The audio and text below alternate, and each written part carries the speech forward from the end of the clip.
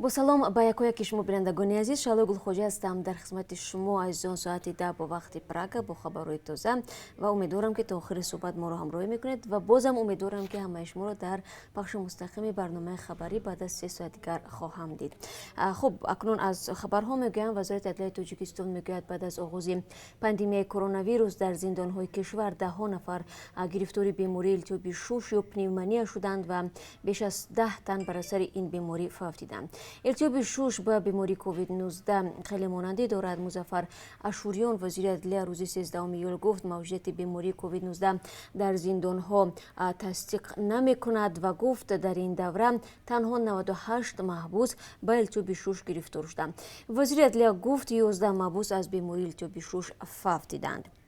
اما برخی از نزدیکان محبوسان به این گفته های مقامات درباره نبودن کرونا ویروس در زندان ها از آغاز شبهه داشتند. از جمله افراد نزدیک به عبدالفیض رجبов محبوس 47 ساله قبلا گفتند که او از بیماری کووید 19 در زندان وفات کرده است. رجبов روز 9 می در محبس رقم 1 شهر دوشنبه فوت دید. مقامات سبب مرگ او را هم التهاب شوش یا پنیومونیا گفته بودند. اطلاع درباره وضع زندان های تاجیکستان در شرایط کرونا ویروس اساساً صحبت‌های مقامات و تماس‌های محبوسان با نزدیکانشان می‌رسد. به این خاطر دقیقاً گفتن آن که در داخل زندان‌ها در شرایط پاندمی چی می‌گذرد مشکل است. زمین لرزه اخیر در توجیک‌آباد 26 خانه استقامتی را قسماً و 85 منزل را در دهه‌های گوناگون آن کم و بیش ویران کرده است. این خسارات در پی حساب کمیسیه بین دوروی از جانب کمیته حالت‌های فوق‌العاده تاجیکستان به نشر رسید. تفتیش نشان داده است که منزل‌های ضرر دیده اساساً سال‌های 70 و 80 عصر گذشته بدون رعایت معیارها و قاعده‌های خانه‌سازی بنیاد شده بودند و ساکنان برای ساختن آنها اساساً از واسطه‌های ساختمانی محلی استفاده کردند، میگوید کمیته حالت‌های فوق‌العاده. در این زمین لرزه کسی ضرر جسمانی ندید. حادثه مرگ آدم‌ها نیز به قید گرفته نشد. در عین زمان مسئله رساندن یاری ضروری به اهالی ضرر دیده بررسی می‌شود.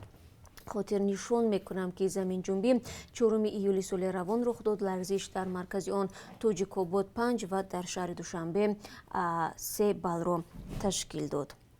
در ازبکستان سر از 13 ایول تا 1 آگوست به دلیل پنجشنبه کرونا ویروس محدودیت‌های نو جاری می شود. در روزهای استراحتی یعنی 18 19 ایول و 25 و 26 ایول حرکت نقلیات از جمله کیروکشو یعنی تاکسی ها منع می گردد.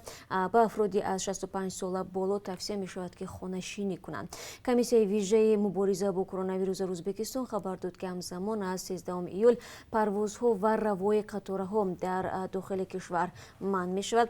وزارت نقلیات ازبکستان پیشتر از این خبر داده بود که از 10 ایول تا 1 آگوست 5900 بلیت قطار و 330 بلیت هواپیما فروخته شده بود. مقامات وعده دادند که پول بلیت مسافران را برمیگردانند. در ازبکستان سر از امروز همچنین سرتراشخانه‌ها و کاشانه‌های حسن بسته میشوند. در این کشور شمار گرفتاران ویروس کرونا رسما به 12400 نفر رسید. 56 کس از این عفونت فوت دیدند. و بینندگان عزیز یادم نرود که ما در برنامه خبری امروز موضوع مربوط به مهاجران داریم.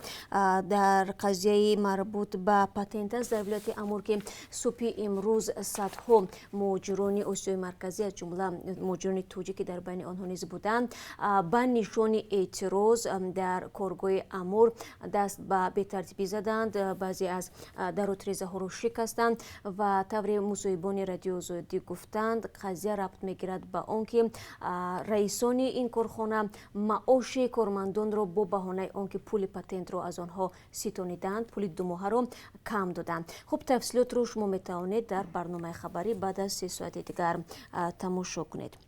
بازم مربوط به موضوع مهاجران خبر دیگر داریم. سامانه اخبار.com نوار مراجعت یک گروه از مهاجران تاجیک و ازبک را به ولادیمیر پوتین پرزیدنت روسیه نشر کرد. این مهاجران در بازداشتگاه اومسک نگهداری میشوند. آنها میگویند با حکم دادگاه میبایست از قلمرو روسیه بیرون کرده شوند ولی به دلیل بسته شدن مرزها چندین ماه باز در بازداشتگاه شهر اومسک درماندند. این مهاجران از پرزیدنت روسیه درخواست کردند که آنها را تا زمانی گشوده شدن مرزها از بند آزاد کند تا امکان قانونی کردن بود و باش و кор карданро дошта бошанд.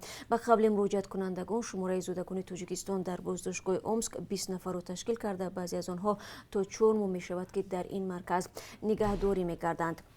аз ин пештар беш аз 200 муҳоҷири тоҷикӣ дар 5 боздоштгоҳи муваққатии шаҳрҳои гуногуни Русия қарор доранд талаб карданд то онҳоро зудтар ба ватан баргардонанд. онҳо бо ирсоли навор шароити боздоштгоҳро даҳшатнок ва барои зиндагӣ ғайримумкин тасвир карданд.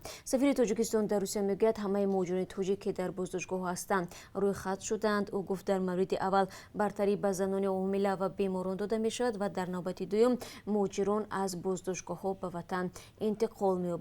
муҳоҷирон мегӯянд борҳо чунин ваъда гирифтанд, вале маълум нест ки ин ваъдаҳо кай амалӣ мешавад. хуб, чун аз парвозҳо ёд кардам ва ҳамон гуна ки мо аз пахши мустақими субҳгоҳон дидем, яъне аз навиди бомдодӣ, бозам аксарияти шумо аз мо дар бораи парвозҳои доимӣ пурсидед, аз дар бораи кай боз шудани марзҳо пурсидед ва бояд бигӯям ки ҳанӯз ҳеҷ хабари тозае дар ин робита нест ва баъзеҳо навиштанд ки аз 1 август кушода мешавад. хуб, ба ин овозаҳо бовар накунед бинандагони азиз, ҳар вақте ки расман эълон шуд, ҳам чӣ ҷониби Тоҷикистон бошад, чӣ ҷониби Русия, мо якум шуда шуморо огоҳ мекунем. аз ин рӯ хабарҳои радиои озодиро ҳамарӯза пайгирӣ кунед. вазорати адлияи Тоҷикистон мегӯяд ҳисоботи пешниҳодкардаи ҳизби социал-демократро ба ягон ниҳоди дигар аз ҷумла ба дасти маъмурони милиса надодааст. моҳи июн Раҳматилло Зоиров, раиси ҳизби социал-демократи Тоҷикистон гуфт, ҳисоботи ба вазорати адлия додаашро дар дасти маъмурони милиса дидааст ва бар асоси ин ҳисобот аъзои ҳизб таъқиб мешаванд. аммо Асадулло Ҳакимзода, муовини вазири адлия, рӯзи 13 июл зимни нишасти хабарӣ дар посух ба суоли радиозодӣ гуфт, ҳисоботи ҳизби социал-демократро вазорати адлия ба ягон мақоми давлатӣ пешниҳод накардааст. ин масъули вазорати адлия афзуд, ҳизби социал-демократи Тоҷикистон ба онҳо дар бораи таъқиби аъзои ҳизб ва пешниҳоди ҳисоботи онҳо ба дигар ниҳод ягон муроҷиат накардааст. моҳи июн Раҳматилло Зоиров, раиси ҳизби социал-демократи Тоҷикистон, аз он нигаронӣ кард ки таъқиби аъзоёни ҳизб бар асоси ҳисоботи сурат мегирад ки ҳизб ба вазорати адлия дода буд. дар он ҳисобот ба гуфтаи ӯ номунасаби аъзо, ҷойи зист ва ҷойи корашон навишта шудааст. ҳизбҳои сиёсӣ дар Тоҷикистон бар асоси қонун бояд ҳар сол дар бораи фаъолияти худ ва теъдоди аъзо ба вазорати адлия ҳисобот бидиҳанд. охири ҳафтаи гузашта қозии шаҳри Бишкек Садриддин Маҷидов дар синни 48 аз бемории диабети қанд вафот кардааст. дар ин бора идораи мусулмонони Қирғизистон хабар дод. Садриддин Маҷидов дар деҳаи Қирғизободи ноҳияи Ёвони Тоҷикистон ба дунё омадааст. маросими намози ҷаноза ва дафни Маҷидов дар вилояти Ботканд баргузор шуд. ҳамчунин 10 июл дар Бишкек як рӯҳонии дигари зодаи Тоҷикистон, Домулло Мирзоалӣ, фарзанди рӯҳонии маъруф Домулло Муҳаммадӣ Қумсангирӣ низ вафот кард. ба гуфтаи пайвандони рӯҳонӣ, Домулло Мирзоалӣ 25 рӯзи охир бо ташхиси коронавирус дар бемористон бистарӣ буд ва суби 10 июл дар синни 52-солагӣ аз дунё чашм пӯшид. ва як хабари варзишӣ ҳам дорем. футболбози машҳури тоҷик, сармураббии собиқи дастаи мунтахаби миллии Тоҷикистон Ҳаким Фузайлов то охири мавсими имсола бошгоҳи Лигаи олӣ Хуҷандро раҳбарӣ хоҳад кард. тибқи иттилои дафтари матбуоти бошгоҳи Хуҷанд, Никола Лазаревич, ки дар аввали сол сармураббии даста таъин шуда буд, бинобар бастани сарҳадҳо дар байни кишварҳо бар асари пандемияи ҷаҳонии коронавирус ба даста кӯмак кардан наметавонад. ҳоло ӯ дар зодгоҳаш дар Сербия ба сар мебарад. ёдовар мешавем ки чанд рӯзи пеш Ҳаким Фузайлов бар асари идомаи пандемияи коронавирус бошгоҳи футболи нафтасиси премер-лигаи Қирғизистон Каганати ушро тарк кард. Ҳаким Фузайлов моҳи январи соли 2016 муовини раҳбари департаменти техникии Федератсияи футболи Тоҷикистон таъин шуд. аз моҳи апрели соли 2016 то марти соли 2018 сармураббии дастаи мунтахаби миллии Тоҷикистон буд. хуб, бинандагони азиз, ин чанд хабари тозае буд ки то ин соат дар дасти ман расид ва бо хабарҳои аз ин бештар бори дигар ёдовар мешавам ки шуморо дар барномаи хабарӣ баъд аз 3 соатгар мунтазирам. ташаккур ки моро тамошо мекунед, ба мо суол ва видео мефиристед. мо ҳамаи шуморо дар барномаи хабарӣ мунтазирем. рӯзи хуб дошта бошед.